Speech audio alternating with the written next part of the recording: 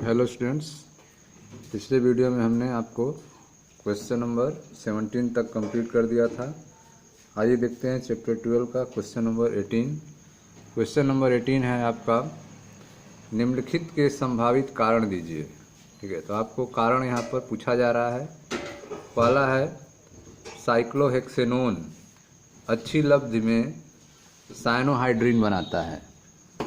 Cyclohexanone जो है वह अच्छे अमाउंट में साइनोहाइड्रिन बनाता है, परंतु 2,2,6 ट्राई मेथिल साइक्लोहेक्सेनोन ऐसा नहीं करता है।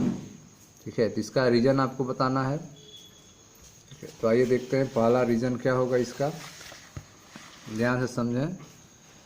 साइक्लोहेक्सेनोन जो है वह साइनोहाइड्रिन बनाता है, परंतु 2,2,6 ट्राई मेथिल साइक्लोहेक्सेनोन ऐसा नहीं करता है। इसका क्या कारण है, तो ध्यान से समझें। ये आपका 2,2,6 ट्राई मेथिल साइक्लोहेक्सेनोन में उपस्थित 3 मेथिल समूहों की त्रिविम बाधा के कारण साइनाइड आयन का नाभिक स्नेही आक्रमण बाधित रहता है। ठीक है, तो आप देख रहे हैं कि जो 2,2,6 ट्राई मेथिल साइक्लोहेक्सेनोन होता है उसमें 3 मेथिल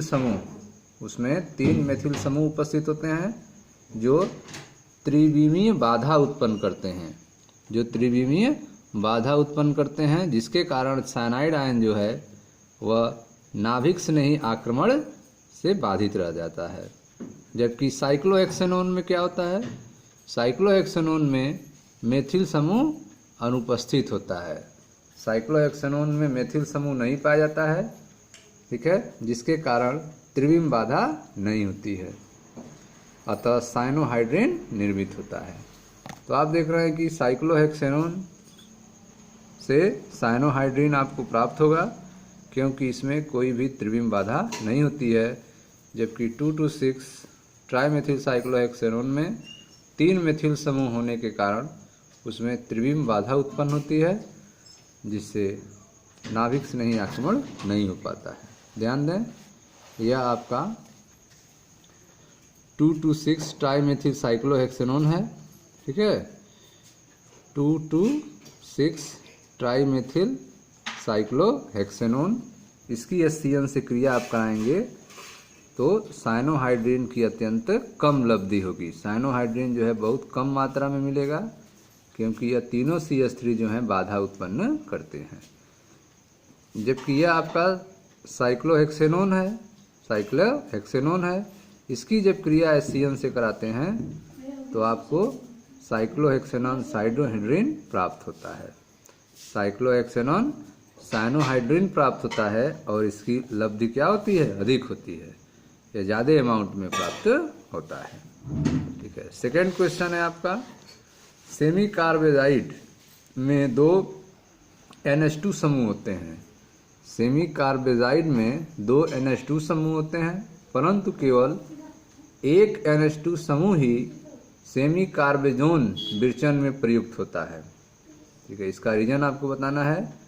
आप देख रहे हैं कि सेमी कार्बेजाइड में NH2 समूह कितने होते हैं, 2 होते हैं, लेकिन केवल एक NH2 समूह ही सेमी कार्बेजोन विरचन में प्रयुक्त होता है। कारण बताइए, ध्यान से समझें।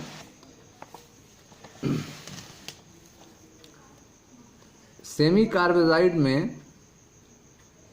कार्बोनिल समूह से जुड़ा NH2 समूह, ठीक है, सेमी कार्बेजाइड में कार्बोनिल समूह से NH2 समूह जुड़ा होता है और वह जो है अनुनाद की घटना प्रदर्शित करता है। ठीक है, सेमी कार्बेजाइड में कार्बोनिल समूह से जुड़ा NH2 समूह अनुनाद प्रदर्शित करता है। कैसे करता है, ध्यान दीजिए। यह आपका सेमी कार्बेजाइड है, इसके कार्बन से कार्बोनिल ग्रुप है, CO ग्रुप है, इससे NH2 ग्रुप जुड़ा हुआ है। यह अनुनाद की घटना दिखाएगा। ऑक्सीजन ज़्यादा इलेक्ट्रोनेगेटिव होगा तो यह कार्बन के इलेक्ट्रॉन को खींच लेगा, ठीक है, जिससे कार्बन प्लस आएगा। उसको समाप्त करने के लिए नाइट्रोजन के पास लोन पेयर ऑफ इलेक्ट्रॉन है, वो चला जाएगा बॉन्ड में। यहाँ कार्बन और नाइट्रोजन के बीच में 2 बंध बन जाएगा, नाइट्रोजन पे प्लस आ जाएगा और ऑक्सीजन इलेक्ट्रॉन खींचने के कारण ऑक्सीजन पे माइनस आ जाएगा। ठीक है। तो इस तरह से यहाँ पे आप देख रहे हैं अनुनाद की घटना प्रदर्शित होता है। तो सेमी कार्बेजाइड में यह जो आपका कार्बोनिल समूह है, इससे जुड़ा NH2 समूह के कारण अनुनाद उत्पन्न होता है। इस कारण इस NH2 समूह पर इलेक्ट्रॉन घनत्व कम हो जाता है। NH2 समूह पर क्या होता है, इलेक्ट्रॉन घनत्व कम हो जाता है, N पर प्लस आ जाता है। ठीक है। तो अनुनाद के कारण NH2 समूह पर इलेक्ट्रॉन घनत्व कम हो जाता है तथा यह एक नाभिक स्नेही के समान कार्य नहीं करता है। यह जो है, यह नाभिक स्नेही की समान कार्य नहीं करता है, किंतु अन्य NH2 समूह, ठीक है, जो यह दूसरा वाला NH2 समूह है, जो किससे जुड़ा है, NH से जुड़ा हुआ है। ठीक है। किंतु अन्य NH2 समूह जो NH से जुड़ा है एकल इलेक्ट्रॉन युग्म रखता है। इसके पास सिंगल पेयर ऑफ इलेक्ट्रॉन है, एकल इलेक्ट्रॉन युग्म रखता है, जो अनुनाद में प्रयुक्त नहीं होता है। ठीक है। तो यह जो लोन पेयर ऑफ इलेक्ट्रॉन है, यह अनुनाद में प्रयुक्त नहीं होता है। ठीक है। अतः यह युग्म कार्बोनिल समूह, ठीक है, अतः यह युग्म कार्बोनिल समूह पर नाभिक स्नेही आक्रमण के लिए उपलब्ध रहता है।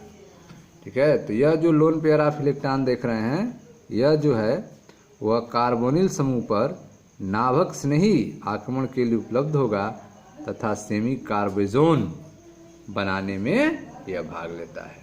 तो सेमी कार्बोजोन बनाने में यह NH से जुड़ा हुआ NH2 समूह भाग लेता है, जिसके पास लोन पेयर ऑफ इलेक्ट्रॉन है। ठीक है। तो सेमी कार्बोजाइड में कार्बोनिल समूह से जुड़ा NH2 समूह, ठीक है, तो यह कार्बोनिल समूह है, इससे जुड़ा NH2 समूह अनुनाद दिखाता है।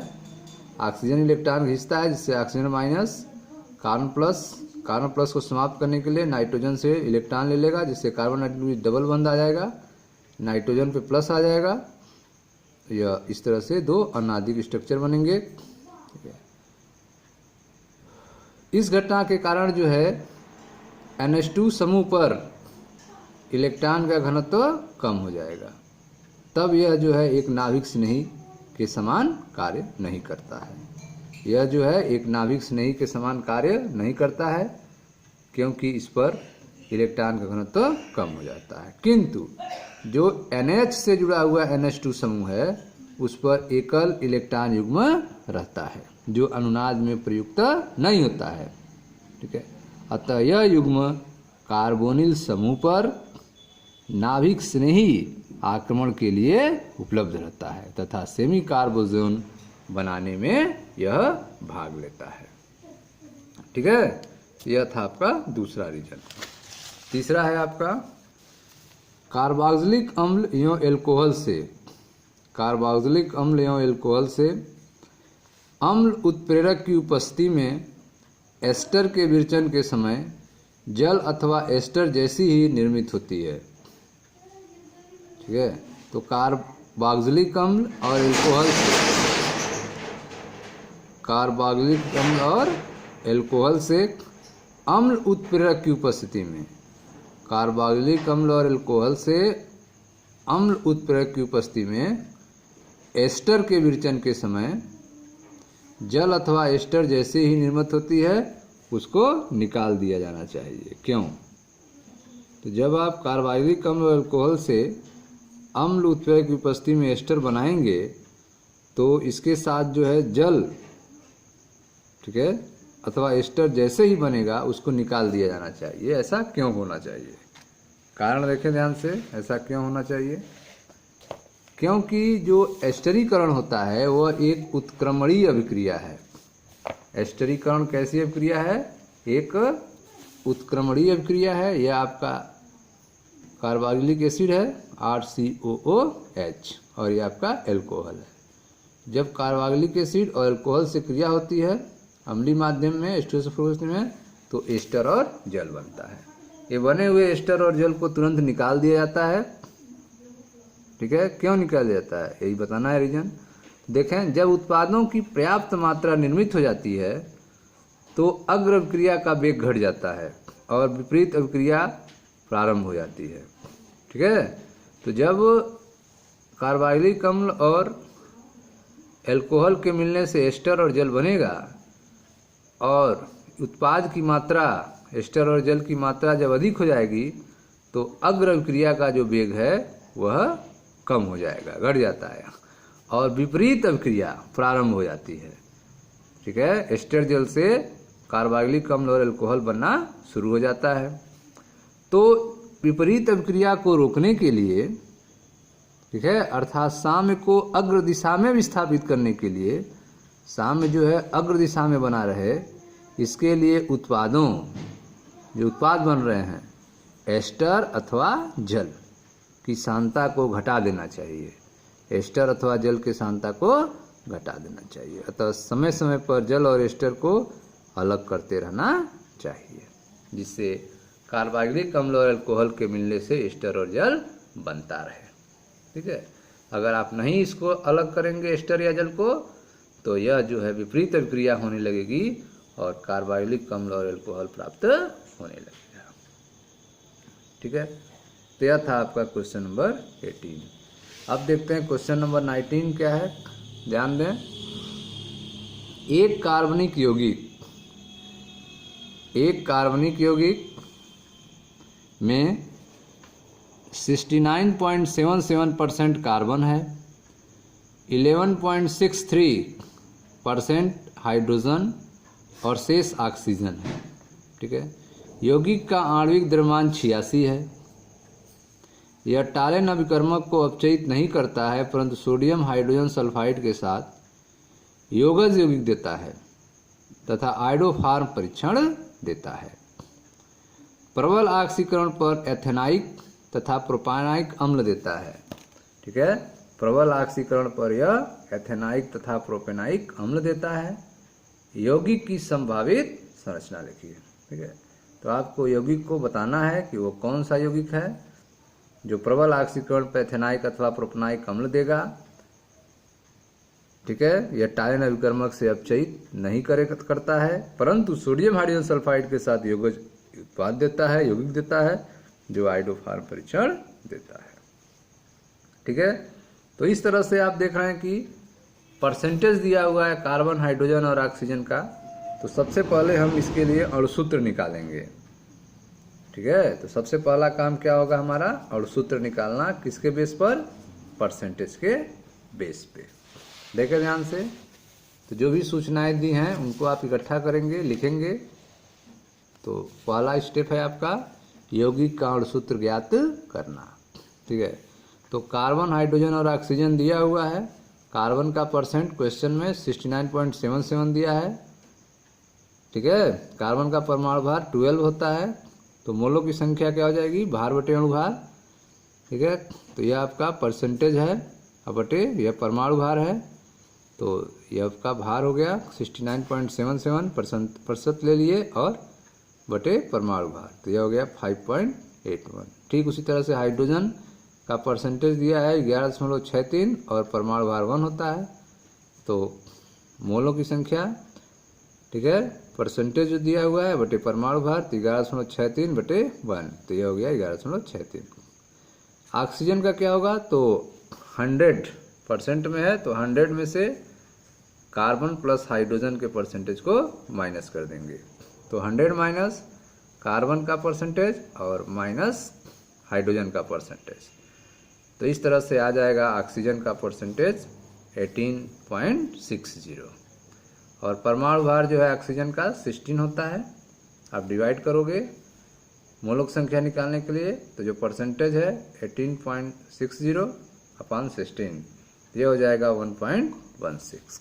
मोलों की संख्या निकल गए। अब सरलतम मोलर अनुपात निकालने के लिए जो सबसे कम नंबर होता है उसे सब में डिवाइड करते हैं।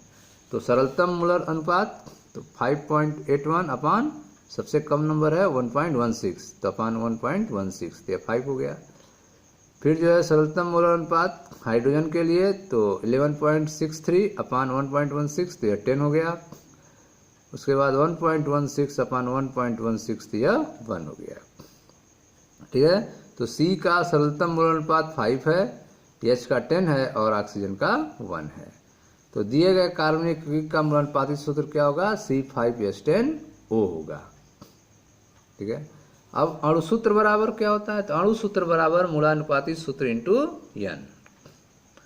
अणुसूत्र बराबर मूलानुपाती सूत्र इंटू एन। एन क्या है, तो एन जो है यौगिक का अणुभार बटे यौगिक का मूलानुपाती सूत्रभार। एन क्या है, यौगिक का अणुभार बटे यौगिक का मूलानुपाती सूत्रभार। ठीक है, तो प्रश्न में अणुभार दिया है 86।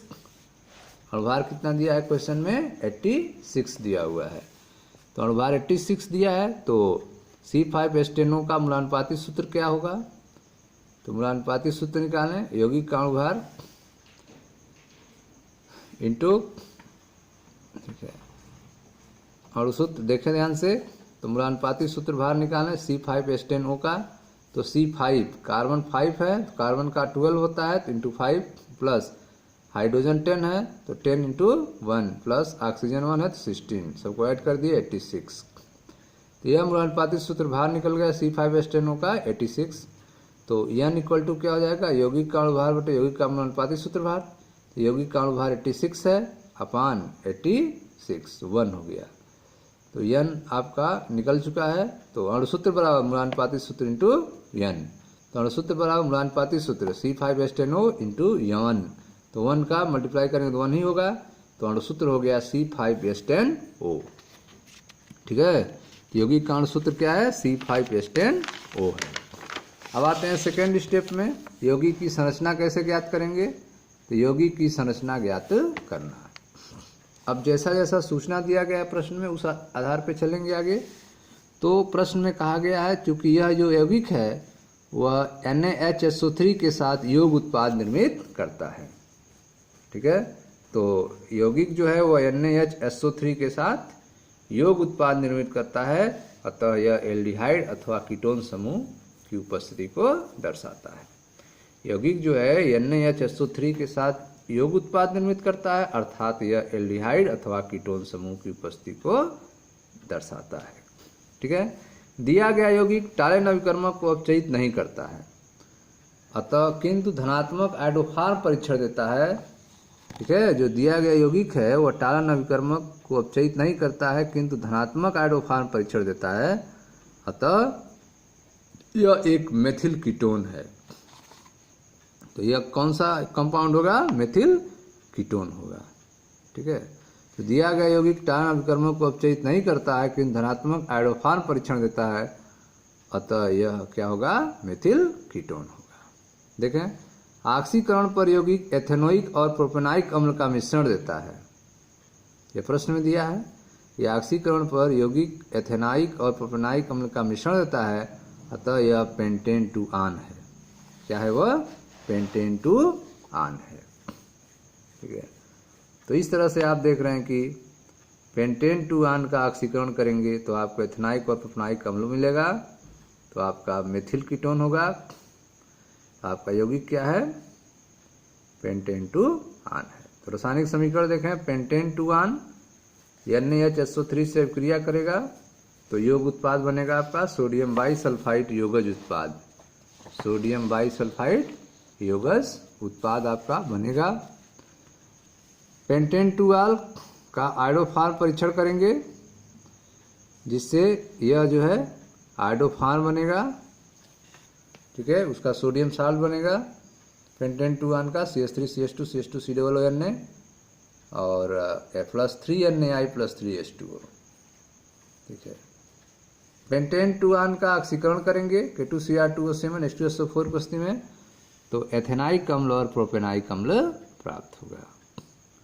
पेंटेन टू आन का ऑक्सीकरण करने पर क्या प्राप्त होगा, एथेनाइक अम्ल और प्रोपेनाइक अम्ल।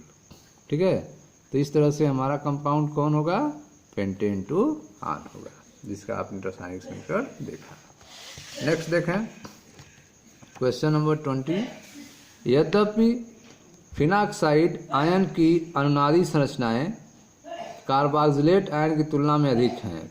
जो फिनाक्साइड आयन है उसकी जो अनुनादी संरचनाएं हैं वह कार्बोक्सिलेट आयन की तुलना में अधिक है, परंतु कार्बोक्सिलिक अम्ल फिनाल की अपेक्षा प्रबल अम्ल है। कार्बोक्सिलिक अम्ल जो है वो फिनाल की अपेक्षा क्या है, प्रबल अम्ल होता है। क्यों? ठीक है, तो समझे ध्यान से। कार्बोक्सिलेट आयन तथा फिनॉक्साइड आयन दोनों अनुनाद द्वारा स्थायित्व प्राप्त करते हैं।